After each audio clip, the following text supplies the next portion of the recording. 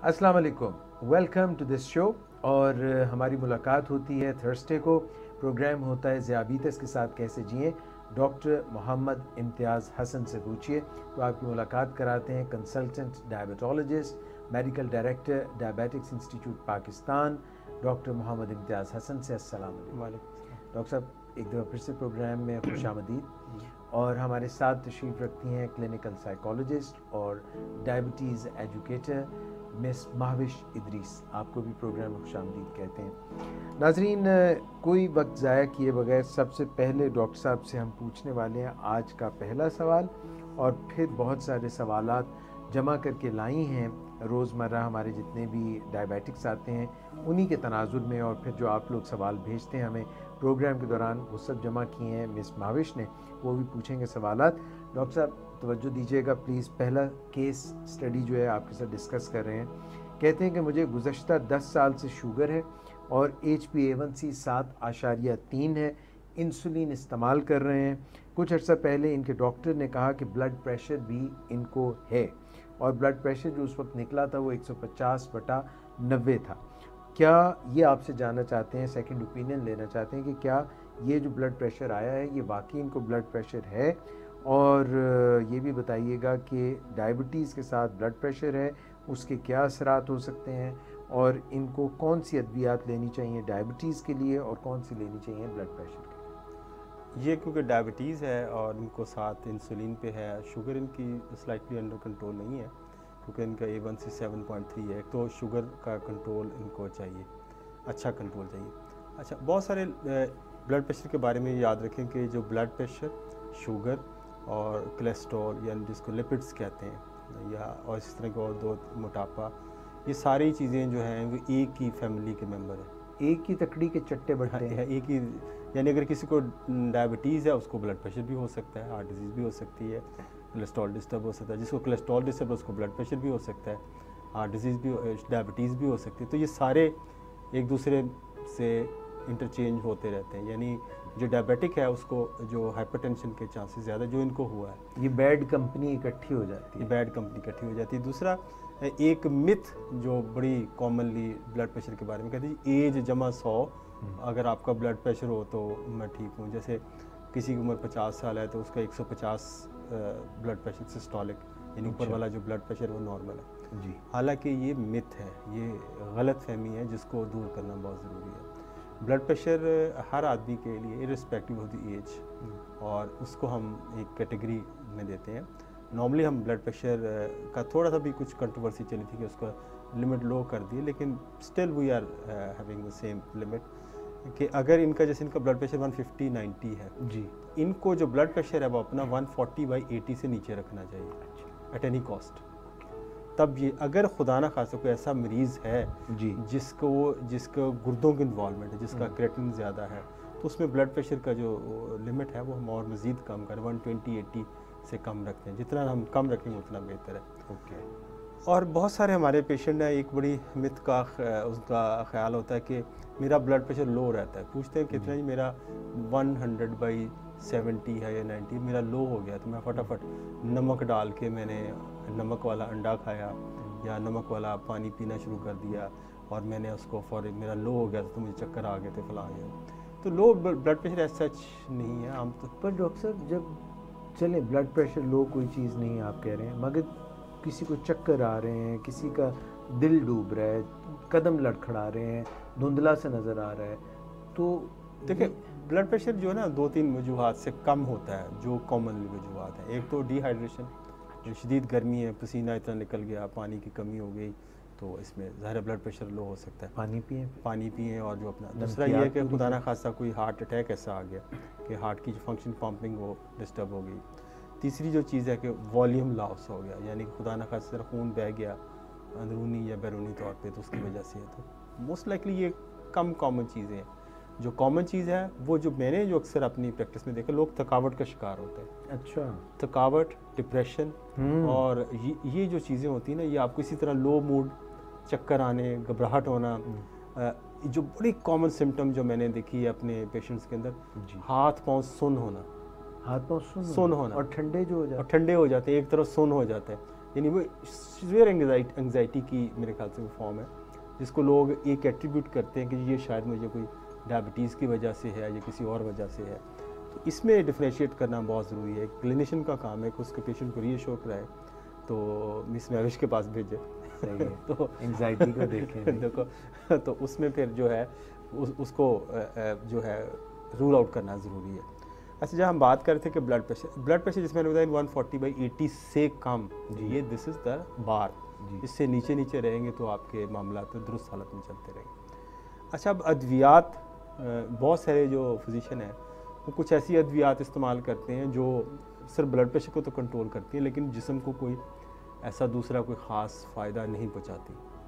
ख़ास फ़ायदा से मैं अभी उसकी वजाहत करूंगा कि जो डायबिटिक पेशेंट को हम ये कहते हैं कि उसको दवाइयाँ वो दी जाएं जो उसके गुर्दों को और दिल को भी फ़ायदा पहुँचाए, यानी गुर्दों को भी सेहतमंद रखे और दिल को भी सेहतमंद रखे। तो हम एक तीर से 3 शिकार भी करें, ब्लड प्रेशर भी कंट्रोल रखें, दिल को भी ठीक रखें, गुर्दों को भी ठीक रखें। तो ये ऐसी दवाइयाँ लेनी चाहिए, बजाय कि हम एक दवा ले लें जो सिर्फ ब्लड प्रेशर को कंट्रोल कर रही हो, ना वो दिल पे कोई इसके ख़ास असरात मुरतब होना है आपके गुर्दों पे। तो कुछ ग्रुप हैं मेडिसिन के जिसको हम एस इनहिबिटर्स कहते हैं, और एक ARB कहते हैं, एंजियोटेंसिन रिसेप्टर ब्लॉकर्स। ये कहाँ पे जाके काम करते हैं? तो ये आपके गुर्दों पे इफ़ेक्ट करते हैं, और ये समझे सादा लफ्ज़ों में ये गुर्दों का जो डैमेज जो डायबिटीज़ की वजह से हो रहा होता है, ये उसको रिपेयर करते हैं। वाह। यानी इससे आपका ब्लड प्रेशर भी कंट्रोल है, गुर्दे भी सेहतमंद रहेंगे।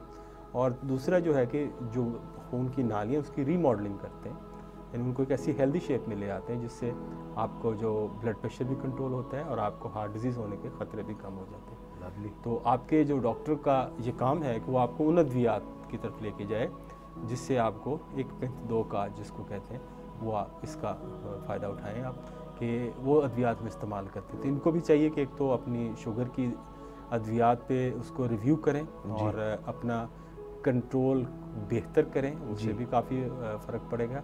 दूसरा ये है कि इनको ब्लड प्रेशर की अद्वियात के लिए इनको ब्लड प्रेशर है ये? जी बिल्कुल है, ठीक। और इनको चाहिए कि अपना ब्लड प्रेशर इसको रीचेक करें। अच्छा, दूसरे एक बड़ी एक मिसअंडरस्टैंडिंग्स चल रही हैं कुछ ऐसी, उसमें ये रहता है कि लोगों ने, हर बंदे ने जैसे ग्लूकोमीटर रखा हुआ, उसने एक electronic devices BP monitoring operators रखे हुए हैं जिसकी रिलायबिलिटी इतनी इंश्योर नहीं की जा सकती कि जो डिजिटल BP ऑपरेटर्स है वो उसमें अगर आप रीडिंग लें, अभी रीडिंग लें और कुछ देर बाद लें तो आपको वाज़े फ़र्क महसूस होगा।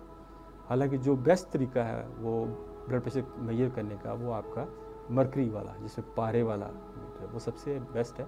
दूसरा घड़ी की डायल की तरह जो एंड्रॉयड जिसको कहते हैं वो आप यूज़ कर सकते हैं, जो लेकिन डिजिटल को मैं रिकमेंड नहीं करता, क्योंकि आसानी तो है लेकिन आपको अगर मिसलीड होते हैं ना तो पेशेंट उठकर जी उसका BP 195 145 बटा वो मेरी थोड़ी देर बाद चेक करता रहता है, पर वेरिएबल रीडिंग आती है, उससे कन्फ्यूजन क्रिएट होती है, एंग्जाइटी क्रिएट होती है। जो आपको पता है कि एंग्जाइटी जब क्रिएट होती है तो आपका ब्लड प्रेशर भी ऊपर बढ़ेगा। तो एक और मिथ जो कहते हैं लोग, कहते हैं जी मैं कहते हैं आपको ब्लड प्रेशर है, हाँ जी मुझे तो है, मैंने कहा कितना है जी, नॉर्मल रहता है लेकिन गुस्सा बड़ा आता है, तो वो गुस्से को भी ब्लड प्रेशर का नाम दे रहे होते हैं। अच्छा, जो गुस्से का पारा जो चढ़ता है तो कहते हैं BP भी बढ़ गया। तो जब बल्कि इस डॉक्टर शायद ये समझते हैं कि BP बढ़ा हुआ है तो मुझे गुस्सा आ रहा है। हाँ, तो इसमें एक ये चीज़ है कि ये मिथ भी निकाल देनी चाहिए कि गुस्से का BP से ज़्यादा, ऑब्वियसली टाइप A पर्सनैलिटी के जो लोग हैं ताल्लुक हो सकता है पर ज़रूरी नहीं। ज़रूर एंक्शियस लोग जो होते हैं, जिनकी मुझसे बेहतर जानते हैं टाइप A पर्सनैलिटी के जो लोग हैं आप, कि वो उन लोगों के अंदर ब्लड प्रेशर कॉमन होता है। और ये तो है कि 95% लोगों में ब्लड प्रेशर की कोई वजह नहीं होती इसका, लेकिन साथ आपको पता है इसका शुगर के साथ है, बाकी मोटापे के साथ है और उसके फैमिली के अंदर साथ है। लेकिन कुछ बीमारियां ऐसी होती हैं, जो लोग स्टीरॉयड ले रहे होते हैं उनको ब्लड प्रेशर हो जाता है, उनका वेट बढ़ जाता है, ठीक है, उसकी वजह से हो जाता है। कुछ लोगों के थायराइड के प्रॉब्लम होती है, उसके अंदर भी ब्लड प्रेशर का बढ़ जाता है। और कुछ हार्मोनल चेंजेस ऐसी होती हैं जिसके अंदर आपके ब्लड प्रेशर का इफ़ेक्ट कर सकता है। या कुछ लोगों के अंदर जो है वो किडनी के इश्यूज़ होते हैं, उनके भी ब्लड प्रेशर होता है। तो हमें ये लेकिन 5% के करीब लोगों के अंदर होता है। और कुछ लोगों की दिल को जो गुर्दों को जो खून की नालियाँ जैसे रीनल आर्टरी वो तंग हो जाए, उसकी वजह से भी ब्लड प्रेशर हो सकता है। तो ये मामला चलते रहते हैं, लेकिन इसको सेकेंडरी कॉजेज़ कहते हैं इसकी, जो है कि आपका जो ब्लड प्रेशर की। लेकिन हमें जो सबसे ज़्यादा ज़रूरी है कि जो एसेंशियल हाइपरटेंशन जिसकी वजह पता नहीं है उसको हम कंट्रोल करें। अच्छा, कंट्रोल करने के भी तरीके हैं। अच्छा, तो अद्वियात की बात की, इसको हम एक नाम देते हैं नॉन फार्माकोलॉजिकल ट्रीटमेंट, यानी वो ट्रीटमेंट जिसमें अद्वियात इस्तेमाल नहीं होती। वो क्या है? नंबर 1 कि अपना वेट कम करें। सादा लफ्ज़ों में जितने पाउंड वेट कम करते जाएंगे उतने मिलीमीटर आपका वेट, अपना ब्लड प्रेशर नीचे आता जाएगा।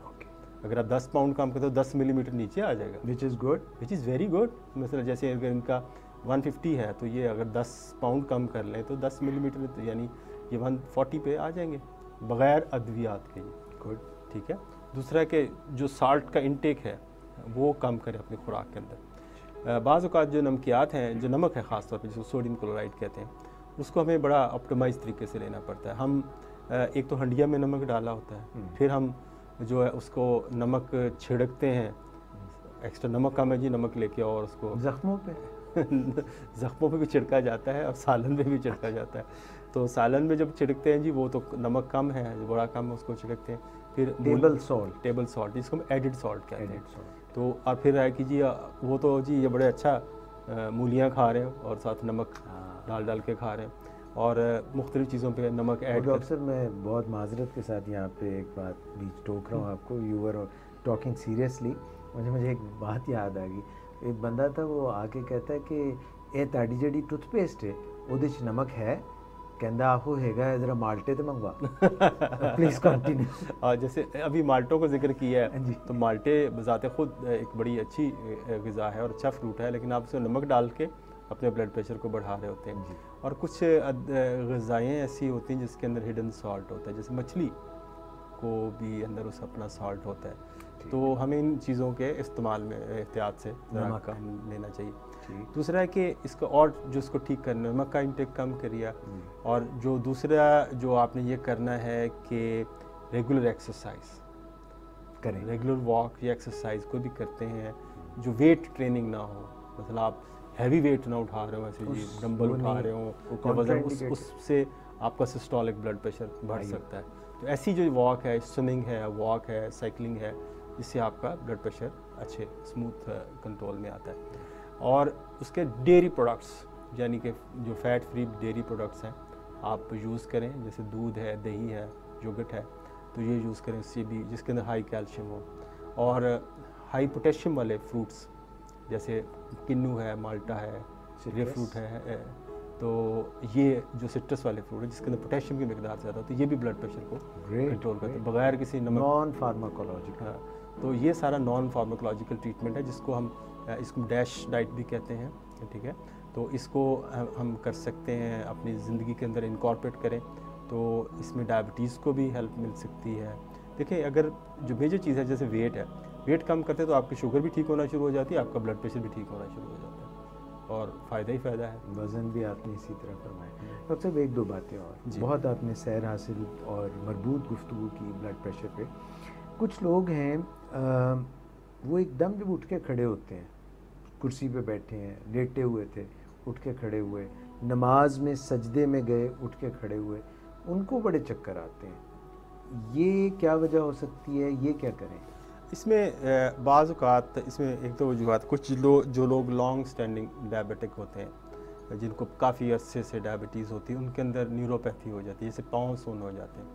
हमारे अंदर एक ऐसा सिस्टम भी होता है जिसको हम ऑटोनॉमिक नर्वस सिस्टम कहते हैं, जो हमारे पोस्चरल, फॉर एग्जांपल हम खड़े होते हैं, हमारे नॉर्मली जो सारा खून का बहाव पाँव टांगों की तरफ जाता है, ठीक है। तो इस तरह हर बंदे को चक्कर आने चाहिए, हर बंदे को गिर जाना चाहिए, ऐसा नहीं होता। तो जो ही हम खड़े होते हैं तो हमारा जो ऑटोनॉमिक सिस्टम एक्टिवेट हो जाता है, तो जो हमारी वेन्स हैं उनको वो कंस्ट्रक्ट करता है और आपका जो फ्लो है वो दिल की तरफ ज़्यादा वापस कर दे, बेहतर कर देता है। तो जब लॉन्ग स्टैंडिंग डायबिटीज़ की वजह से ये ऑटोनॉमिक नर्वस सिस्टम ये भी डल हो जाता है, यानी वो काम नहीं करता जो उसको करना चाहिए। यानी आप खड़े होते तो आपका ब्लड प्रेशर एकदम से ड्रॉप करता है, आपको चक्कर आते हैं, गिर भी सकते हैं और लोग गिरते भी हैं। ठीक है। तो ये एक है, इसको पोस्चरल ड्रॉप कहते हैं, यानी खड़े होने से आपका ब्लड प्रेशर जो है वो नीचे की तरफ आता है। इसमें बाज़ औक़ात वो अद्वियात जो पेशाब आवर अद्वियात बाज़ औक़ात ब्लड प्रेशर उससे भी ज़्यादा हो जाता है, और कुछ ऐसी चीज़ें होती हैं जो नमकियात का ख़राज करती हैं अद्वियात, वो भी इसमें भी शामिल होती हैं।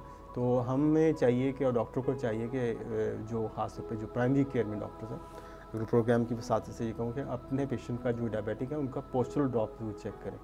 और बाज़ औक़ात अद्वियात ऐसी होती है जो खून की नाली को खोलती हैं और उससे भी पोस्चरल ड्रॉप होता है। तो ये सारी चीज़ें इसको ज़हन में रखना चाहिए। लेकिन इससे तरीका क्या बचे, जब भी आप यूरिन के लिए उठें रात को, या कभी अपने कुर्सी से या अपने बिस्तर से उठें, तो आपको थोड़ा 1-2 मिनट का तवक्कुफ़ करना चाहिए।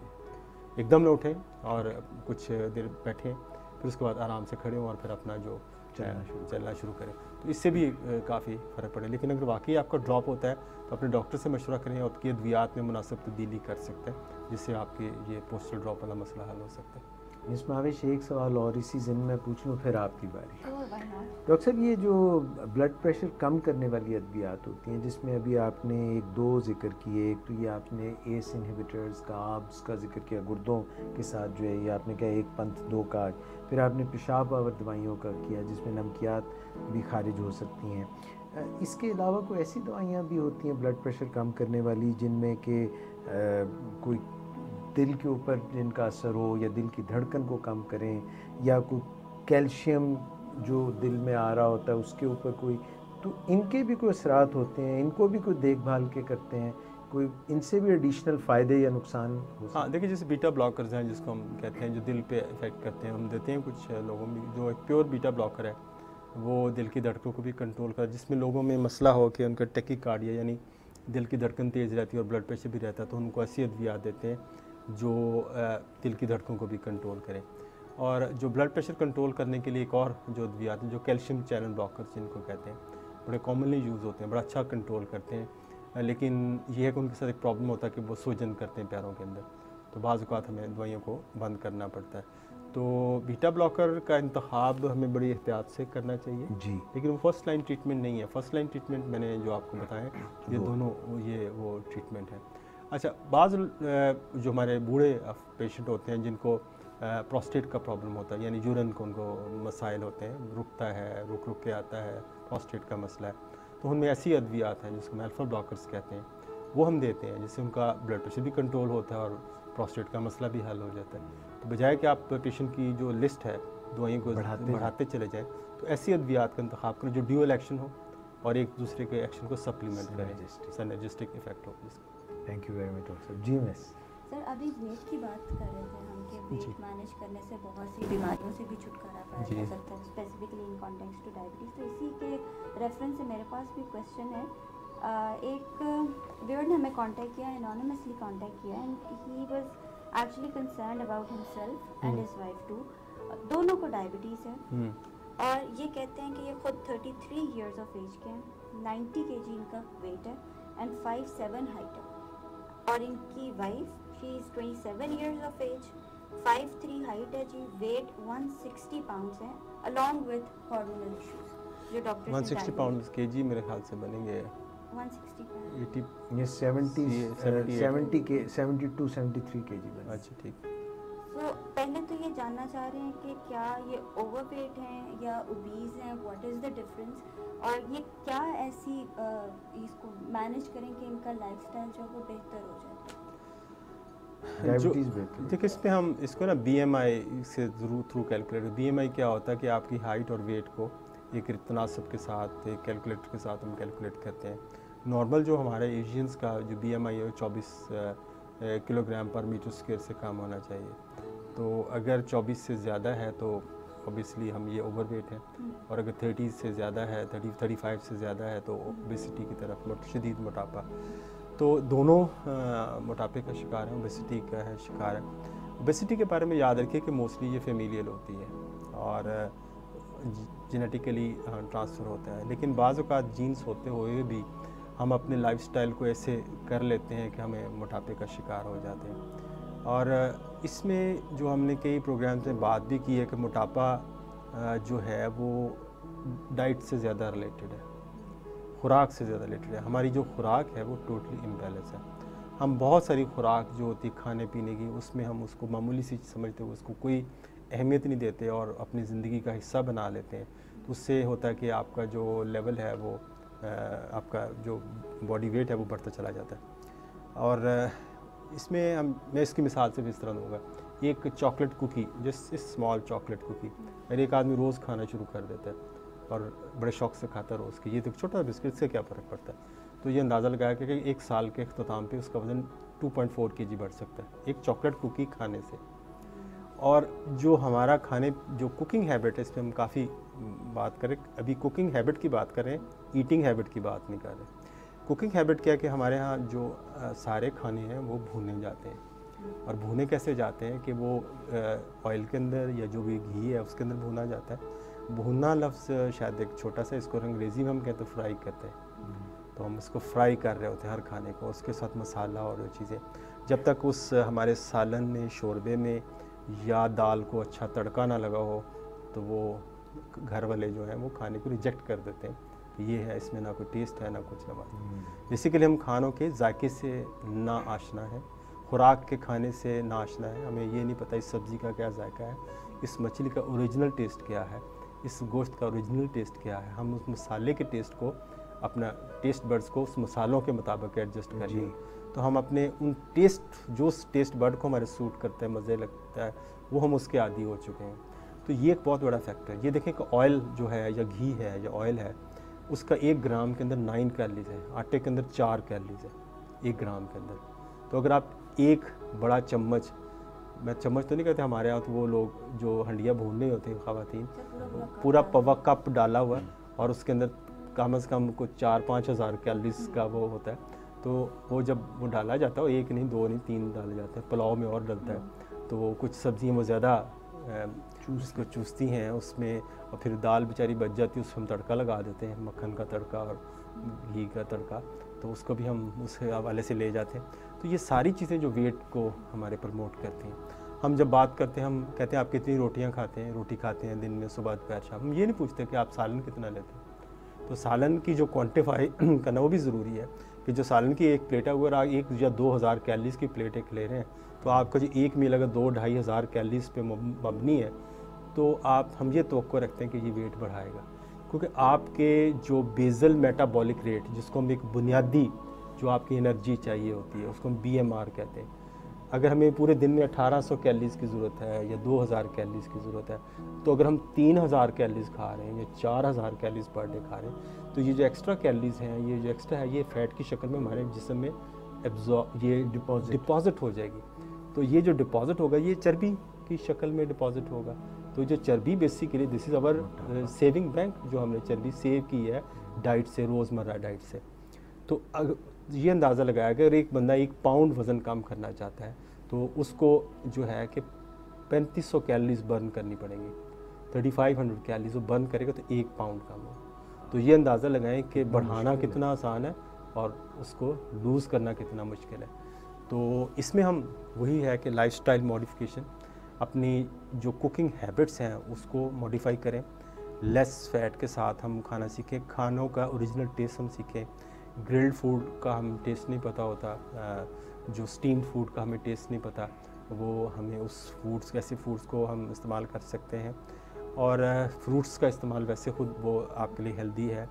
और अपना ये जो वेट को बेसलाइन वेट एक देखें कि आपका क्या है, और हम ये एडवाइस करते हैं कि महीने के अंदर आप 1 या 2 kg से ज़्यादा रैपिडली वेट लूज़ ना करें, क्योंकि आप जब तेज़ी से लूज़ करते हैं तो तेज़ी से गेन भी कर जाते हैं, क्योंकि बॉडी का जो आपका जो मैकेनिज़्म है वो उसके मुताबिक यूज़ टू नहीं होता। रैपिड लॉस होता है, रैपिड लॉस के बाद फिर थोड़ा सा एक स्टडी फेज़ आता है, फिर उसके बाद आपका वेट वहीं का वहीं रहता है।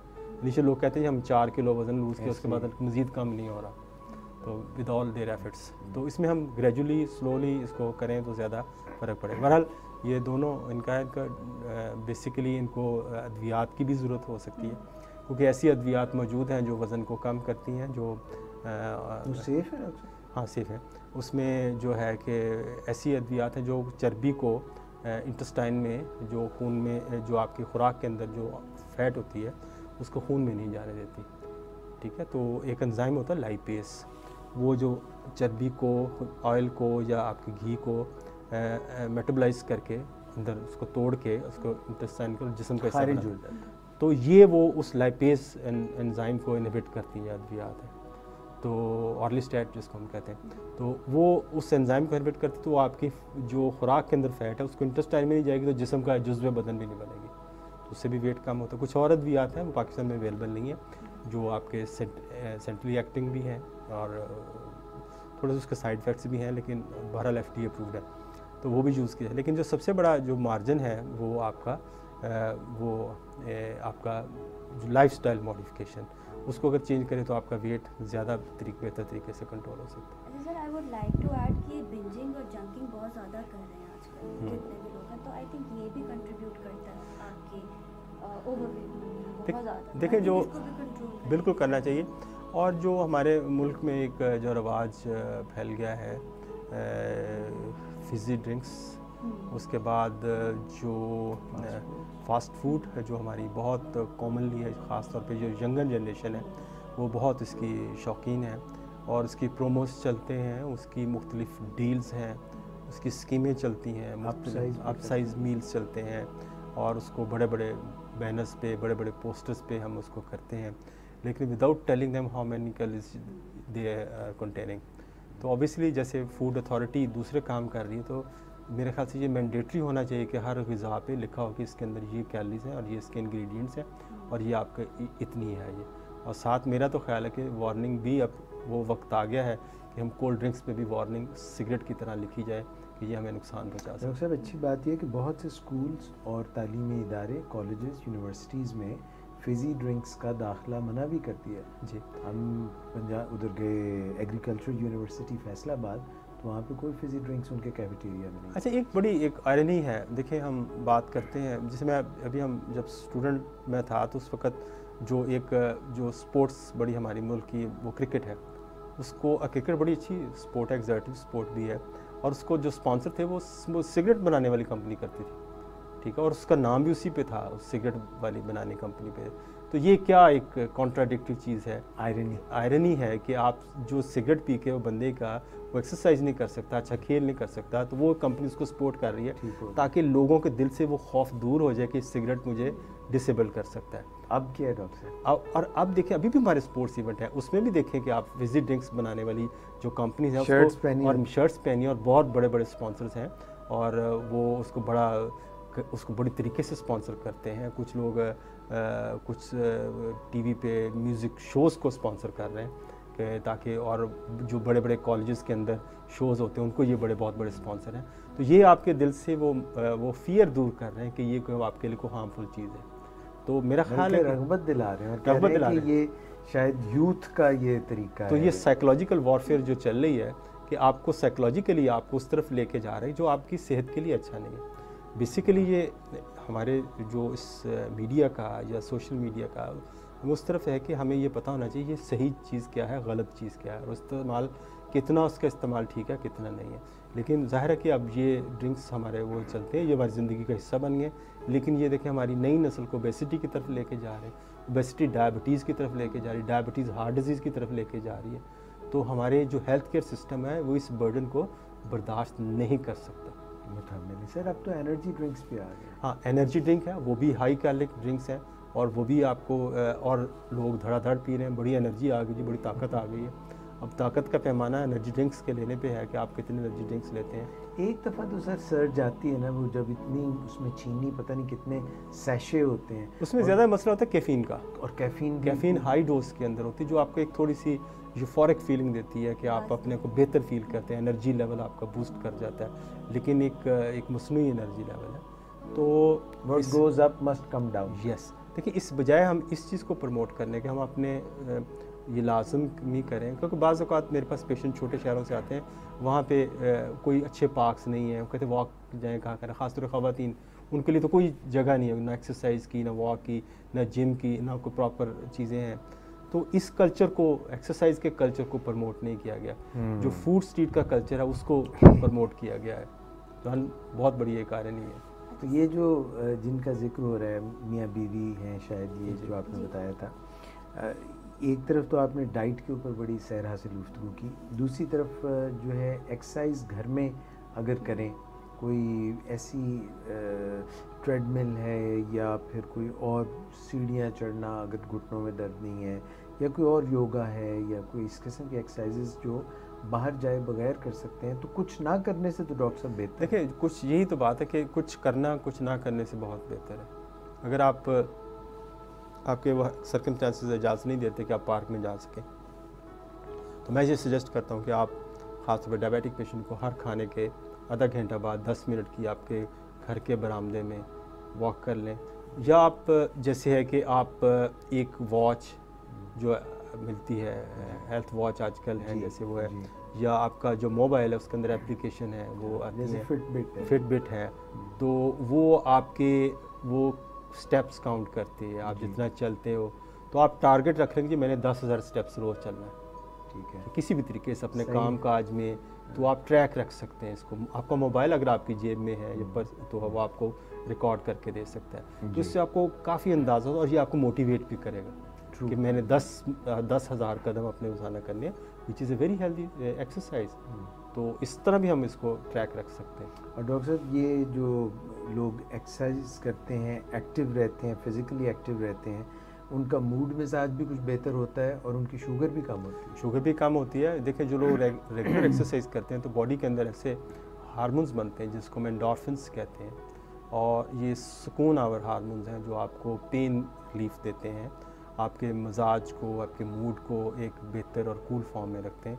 तो एंडोर्फिन्स की रिलीज़ ज़्यादा होती है जिसमें आप अपने आप को मुतमईन रहते हैं, काम रहते हैं, रोज़मर्रा का काम काज अच्छे तरीके से करते हैं। तो ये सारे फ़वाइद हासिल होते हैं। अगर हम कुछ नहीं करते तो हमारा मूड भी ख़राब रहेगा, हमें बीमार भी होंगे, जोड़ों में भी दर्द रहेगी, जिस्म के मुख्तलिफ अज़ा में दर्द होती होगी, और आपका मूड है वो इतना अच्छा नहीं रहेगा। तो हमारी जो इंटरेक्शन है माशरे में वो भी ख़राब होती है, दूसरों से ताल्लुकात ख़राब होते हैं। तो मेरा ख़्याल है कि एक्सरसाइज से जो है वो बेहतर कोई चीज़ ना ब्लड प्रेशर के लिए इससे अच्छी दवा कोई है, ना हार्ट डिजीज़ के लिए इससे अच्छी दवा है, ना डायबिटीज़ से अच्छी दवा। कहते हैं डॉक्टर साहब कि exercise is the most underutilized drug and food is the most over क्या उसको अब्यूज्ड ड्रग। जी बिल्कुल बिल्कुल। अच्छा डॉक्टर साहब ये बताइए कि BMI का आपने जिक्र किया, बॉडी मास इंडेक्स, ज़रा ये ग्लाइसीमिक इंडेक्स का भी जिक्र कुछ करें। ग्लाइसीमिक इंडेक्स ये होती है कि आप अपनी जो है किसी भी फूड की शुगर बढ़ाने की कैपेसिटी को हम ग्लाइसीमिक इंडेक्स कहते हैं। मिसाल के तौर पे अगर ग्लूकोज़ को हम एक स्टैंडर्ड रखा गया है, मिसाल के आप ग्लूकोज़ पीते हैं, ग्लास में डाल के घोल के पी लेते हैं, तो जो जितना होगा 100% वो ग्लूकोज़ वो आपके खून के अंदर शामिल हो जाएगा। ठीक। तो कुछ ग़िज़ाएँ ऐसी होती हैं जिनमें उनका लो ग्लाइसीमिक इंडेक्स, यानी वो खाने से शुगर लेवल आपका उतना नहीं बढ़ेगा। तो और कुछ होती हैं जिनको बड़ी हाई ग्लाइसीमिक इंडेक्स, जैसे आम है, ठीक है, और जो है जापानी फल है, इस तरह की ग्लाइसीमिक इंडेक्स काफ़ी है। तो उससे ग्लाइसीमिक इंडेक्स की वजह से आपका शुगर लेवल अफेक्ट कर सकता है। तो हमें वो फल इस्तेमाल करें, वो चीज़ें इस्तेमाल करें ज़्यादा जिसकी लो ग्लाइसीमिक इंडेक्स है।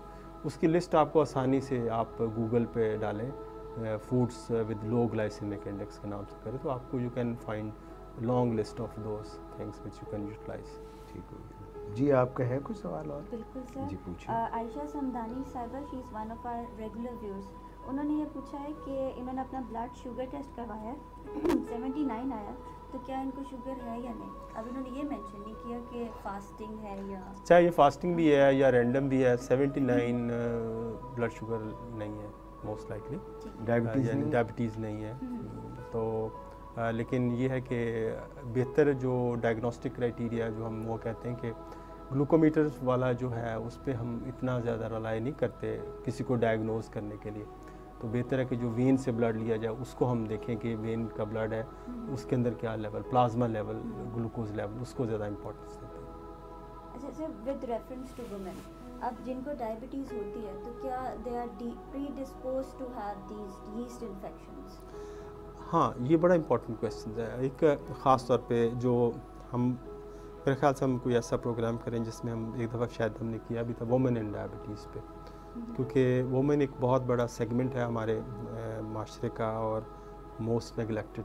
सर एक अर्ज़ कर सकता हूँ, ये सर वो एक किसी ने रन किया है एक सर्वे, तो उसने कहा कि दुनिया में कमो बेश 3.5 बिलियन वुमेन है। बिलियन? जी 3.5 बिलियन वुमेन, 7 बिलियन आबादी है ना दुनिया की, तो 3.5 बिलियन है। मगर फेसबुक पे 5.5 बिलियन वुमेन है जो उन्होंने डिक्लेयर किया हुआ है। वो सॉरी टू प्लीज, आप कह रहे थे कि डायबिटीज हमें, लेकिन जो मेरे मुखातब वो जेन्युइन वुमेन है और जो फेन उसके आइडेंटिटी के साथ है वो लोग नहीं है। ठीक है। तो बहरहाल खैर, उसमें हम ये बात ये करते हैं कि वुमेन को ख़ास तौर पे जो डायबिटीज़ जब होती है उनको यूरिन ख़ास तौर पे जब ज़्यादा आता है तो उनके यूरिन के अंदर ग्लूकोज होता है, और उनका क्योंकि जो यूरिनरी ट्रैक है क्योंकि उनका मेल के मुकाबले में छोटा होता है स्ट्रक्चर उनका, उसमें अब ये होता है कि जब यूरिन पास किया जाता है तो ग्लूकोज जो है वो उनके जेनिटल पार्ट्स के अंदर साथ करता है, और जेनिटल पार्ट्स का रिपीटेडली ग्लूकोज होता है और वहाँ पे फंगल इन्फेक्शन, नॉर्मली फंगल होती है तो फंगस वहाँ ग्रो करती है जिससे बहुत ज़्यादा इचिंग, जिसको प्रोराइटिस कहते हैं, और ये बाज़-औक़ात प्रेजेंटिंग सिम्टम होती है जी। तो इसको फौरी तौर पे नोटिस में लेके आना चाहिए। अगर किसी खातून को जेनिटल पार्ट्स में, प्राइवेट पार्ट्स में ख़ारिश है, इचिंग ज़्यादा है यीस्ट इन्फेक्शन की वजह से, ये फंगस इन्फेक्शन की वजह से, तो उसको फौरी तौर पे अपना शुगर लेवल चेक कराना चाहिए ताकि उस, और बाज़ ख़वातीन अक्सर जो उनका शुगर लेवल कंट्रोल नहीं होता तो उनको ये प्रॉब्लम होती है, तो उसको भी उनको चाहिए कि शुगर लेवल को कंट्रोल करें। लेकिन बहुत अच्छी एंटी फंगल मेडिसिन ओरल भी और लोकली अप्लाई करने वाली वो भी है जो अप्लाई करने से हम उसका जो इस बीमारी पे काबू पा सकते हैं। और यूटीआई भी सर ज़्यादा होती है, यूरिनरी ट्रैक इन्फेक्शन जो है वो ख़वातीन के अंदर वो ज़्यादा है ड्यू टू सर्टन रीजंस, और इनके अंदर भी बार बार यूरिन का आना, जल के आना और ज़्यादा आना, बुखार हो जाना, यूरिन के अंदर पस आना, तो ये सारी फीमेल के अंदर ये कॉमन इन्फेक्शन है। और कई दफ़ा सिम्टमलेस भी होती है, कई दफ़ा सिम्टोमेटिक भी आपकी यूरिनरी ट्रैक इन्फेक्शन होती है, यानी कि आपको फील नहीं होता, ना बुखार है ना वैसा है, लेकिन जब हम उसका यूरिन सैंपल करते हैं तो हमें पता चलता है कि उनके अंदर पस सेल्स आ रहे हैं और उसमें इन्फेक्शन का एलिमेंट है। और ये जो जिनको डायबिटीज़ अनकंट्रोल्ड होती है इनके पाँव के अंदर भी ये इस तरह फंगल इन्फेक्शन हो सकते हैं, हाथों में भी हो सकते हैं। हाँ जी, ख़ास तौर पे जो ना हमारे जो वो पार्ट्स जो अंडर कवर हैं, लाइक शूज़ हम पहनते हैं सर्दियों में ख़ास तौर पे, और बरसात के दिनों में जब नमी हमारे पाँव के ज़्यादा होती है तो पाँव की उंगलियों के दरमियान बड़ी एक नरम सी जगह होती है, वहाँ पे सफ़ेद से निशान बन जाते हैं जो फंगस इन्फेक्शन को शो करते हैं, और वो बाज़ को इतने सीवियर होते हैं कि उसकी वो स्किन को फाड़ दी जाती है और वो ज़ख़म इतना बन जाता है, और ज़ख़म पे बैक्टीरियल इन्फेक्शन हो जाती है जो लेटर ऑन डायबिटिक फुट की तरफ जा सकती है। तो हम उनको सजेस्ट ये करते हैं कि अपने पाँव को दिन में 1 या 2 दफ़ा जो है जुराबें उतार के खुली हवा में रखें, और जब नहा के निकलें तो पाँव की जो दरमियानी हिस्सा है उंगलियों का उसको किसी टॉवल के साथ खुश्क करें, और खुश्क करने के बाद एक किसी भी कॉटन पे जो स्पिरिट जो अल्कोहल स्वैब है उसके साथ इसको साफ़ करें। उसके अंदर कोई प्रॉपर्टी है कि उसकी स्पिरिट की कि वो आपकी फ़ैट को एवेपोरेट कर देता, आपके वाटर को एवेपोरेट कर देता है, तो आपकी नमी दूर हो जाए। उसके बाद अगर ज़ख़म है तो वहाँ पे आप एंटी फंगल क्रीम्स लगा सकते हैं जो आपका डॉक्टर आपको बता सकता है। और ये डॉक्टर साहब तकरीबन जो बात आपने कही है कि जो भी जगह मॉइस्ट है, जहाँ पे फोल्ड्स हैं बॉडी के, जहाँ भी फोल्ड्स हैं, और वो वहाँ पे ये पॉसिबिलिटीज़ हैं फंगल इन्फेक्शन की। ख़वातीन के अंदर क्योंकि ये मसाइल, क्योंकि उनका ओबेसिटी का मसला भी होता है तो उनके फोल्ड्स में है, ग्रॉइंस के अंदर है, ब्रेस्ट फोल्ड्स के अंदर है, जो पाँव की उंगलियों के दरमियान, तो ये सारे वहाँ पे फंगस या कोई पसीना ज़्यादा आता है, नाफ पे भी है, तो ये इन्फेक्शन ज़्यादा होती है। तो इसको एक पर्सनल हाइजीन बड़ा मैटर करती है, उसको ड्राई रखा जाए, ड्राई रखने के बाद स्पिरिट से साफ़ किया जाए, अगर ज़ख़म है तो उस पर दवाई लगाई जाए, और शुगर सबसे पहले शुगर से कंट्रोल की जाए। जी मिस महाविश, कोई है सवाल या इजाज़त ले लें? क्वेश्चन है मेरे पास with reference to insulin and with reference to diabetes 1 and 2। पहले तो ये कि एट व्हाट स्टेज बेशक वो डायबिटीज़ 1 है या 2 है, at what stage should one start insulin, क्योंकि ये बहुत कॉमन चीज़ है जो अक्सर क्लाइंट्स हमसे पूछते हैं। सेकेंडली कि अगर कुछ ऐसा खा लिया जाए जो आपकी डायबिटीज़ के लिए अच्छा नहीं है, तो क्या उस रेफरेंस से इंसुलिन की क्वांटिटी ज़्यादा या कम की जा सकती है? क्वेश्चन तो बड़ा सैर हासिल है और और काफ़ी इस पे बात हो सकती है। है। आज आप इसको नटशेल में बताएं और मैं यहाँ लिख लेता हूँ, बल्कि आप ही याद रखें। हाँ, ये बड़ा इम्पोर्टेंट क्वेश्चन है। देखिए, इंसुलिन का ये है कि अर्ली इंसुलिनाइजेशन का जो कॉन्सेप्ट है कि आपका जो शुगर लेवल जब कंट्रोल, टाइप 1 को तो डे 1 से देनी है इंसुलिन, पहले दिन से। टाइप 2 को जब आपका लेवल एक कंट्रोल ना हो तो फौरी तौर पे जहन में डाल लें कि इंसुलिन इसका बेस्ट इलाज है। देखिए, हमने कई दफ़ा बात की है कि जब भी डायबिटीज़ किसी को हो, पहले दिन से ही उसको कंट्रोल अच्छे में ले आए, यानी आपको अगले 2-3 महीने के अंदर उसको कंट्रोल लें। हम क्या करते हैं कि हमारे अंदर इनर्शिया ऐसे होता है, doctors inertia and patients inertia, कि वो उसको कंट्रोल नहीं करते। उसको कहते हैं लिंगर A1C 7 जा रहा, 8 हो गया, कोई बात नहीं, 9 फिर कर ले, थोड़ा हाफ हार्टेड ट्रीटमेंट। ये नहीं, you must be very aggressive in the treatment, provided you are not putting the patient to the low blood sugar level. तो उसको आप जो है कंट्रोल करते हैं, तो your body goes into the metabolic memory. जब मैंने बात करता हूँ, आपका बॉडी याद रखता है कि इसने बहुत अर्ली स्टेज पे कंट्रोल कर लिया था, और उसके जो बेनिफिट्स हैं वो आप सारी ज़िंदगी एंजॉय करते हैं, आप कॉम्प्लिकेशन से दूर रहते हैं। The major reason for the complication is that we are not pushing the patient for a very tight control at a very early stage. ठीक है, यानी कि अगर यंग पेशेंट है तो टाइट कंट्रोल, अगर ज़रा बड़ी उम्र का है, ओल्ड है, 60 प्लस है, तो उसमें थोड़ा सा लूज़ करके। मेरे ख्याल से ये सवाल बड़ा अच्छा जिसने पूछा है, तो इसके हम मेरे ख्याल से अगले प्रोग्राम में मेरे ख्याल से उठाएं, क्योंकि ये पूरी एक डिस्कशन मांगता है। और क्योंकि बहुत सारे लोग हमारे जो नाजरीन हैं वो रिलक्टेंट होते हैं इंसुलिन लगाने में, इंसुलिन का वो नीडल फोबिया का शिकार होते हैं, मुख्तलिफ फोबियाज़ उनके एप्रीहेंशंस हैं उनको इंसुलिन के बारे में, तो हम इसमें मेरे ख्याल से डिस्कस करेंगे इंशाल्लाह। Thank you doctor Imtiaz, thank you miss Mahavish, बहुत शुक्रिया आप दोनों का, और नाजरीन आपका भी बहुत शुक्रिया। मैं सोच रहा हूँ कि अगली मरतबा हम आपके जो नीचे रिमार्क्स आए होते हैं, जी हमारा प्रोग्राम चल रहा होता है लाइव और आप नीचे कमेंट्स कर रहे होते हैं, उनको भी कैटर करेंगे और आपकी फ़ोन कॉल्स भी लेंगे। आज के लिए इतना ही, अपना बहुत ख्याल रखिएगा, अल्लाह हाफ़िज़।